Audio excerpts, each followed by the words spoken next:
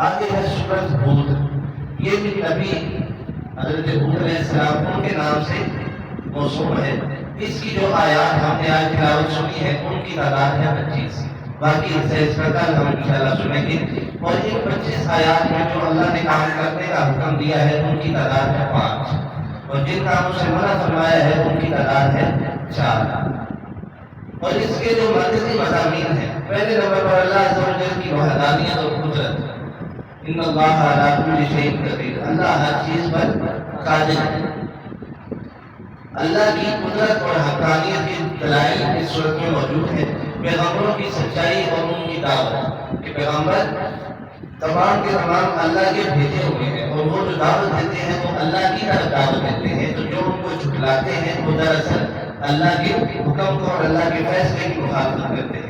کفار اور منکرین کے لیے تنبیہ اس میں فرمائی کہ تم اپنے جو معبود ہیں ان کی عبادت سے باز رہو، اللہ کی نافرمانیوں سے باز رہو۔ پچھلی قوموں کا ذکر فرما کر ان کو تنبیہ کی کہ اپنے ان کاموں سے باز رہو، کیوں؟ کیونکہ اللہ کا عذاب بڑا ہی شدید ہے، بڑا غضبناک ہے۔ قیامت اور جزا و سزا کا یقین اور انسانوں کی ہدایت کے لیے اللہ تعالیٰ نے نصیحت فرمائی۔ جو کام کرنے کا حکم دیا ہے اللہ فرماتا ہے اللہ ہی کی عبادت کرو۔ کتنی بار یہ اللہ تعالیٰ نے جملہ دہرایا ہے؟ انبیاء کے ساتھ سچائی اختیار کیا، انبیاء کے ساتھ سچائی اختیار کرو۔ یہ دو تین معنی اس سے مراد ہو سکتے ہیں۔ ایک تو یہ کہ جو انبیاء کرام تمہیں حکم دے اس پر عمل کرو، اب پھر جب وہ تم سے پوچھے کہ جیسے تمہیں حکم دیا گیا تھا ویسے کیا ہے کہ نہیں، تو پھر وہاں کیا ہے؟ سچ بولنا ہے، اللہ کے نبیوں کے ساتھ جھوٹ نہیں بولنا۔ اور صرف دوسرا مطلب اس سے یہ ہے کہ سچے دل کے ساتھ ان کے حکموں پر، اللہ کی نافذ کردہ شریعت پر عمل کرو۔ پھر اللہ عز و جل نے جو حکم ارشاد فرمایا آیت نمبر 3 اور 4 میں، انبیاء جو اللہ نے وحی کے ذریعے بھیجا اس کی پیروی کرو۔ یہ بھی دوبارہ تکرار ہو گیا۔ جو لوگ تمہیں جھٹلائیں تو اس پر صبر کرو۔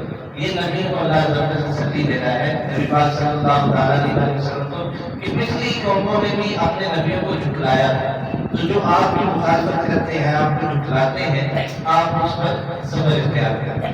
متقی لوگوں کے ساتھ رہو، یہ بھی پیچھے آیا تھا۔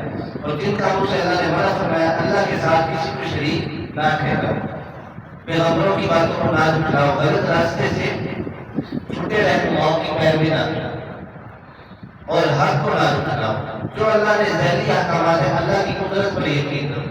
رزق، موت و حیات اللہ کے اختیار میں ہے، یہ بندوں کے اختیار میں نہیں ہے۔ دعوت کو تحمل اور حکمت کے ساتھ پیش کرو تاکہ لوگ دین کی طرف آئیں، نہ کہ دین سے متنفر ہو۔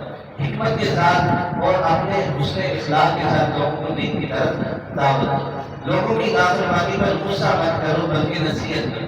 جب دیکھو کہ لوگ اللہ کی نافرمانی کر رہے ہیں تو انہیں پیار سے، اخلاص کے ساتھ اور انہیں حسن اخلاق کے ساتھ دین کی طرف نصیحت کرو، دین کی طرف ان کو تبلیغ کرو، دعوت دو، تاکہ وہ عمل کریں نہ کہ اس سے متنفر ہو جائیں۔ اپنے اعمال کا حساب رکھو۔ اور پھر اللہ فرماتے ہیں صبر اور تقویٰ اختیار کرو۔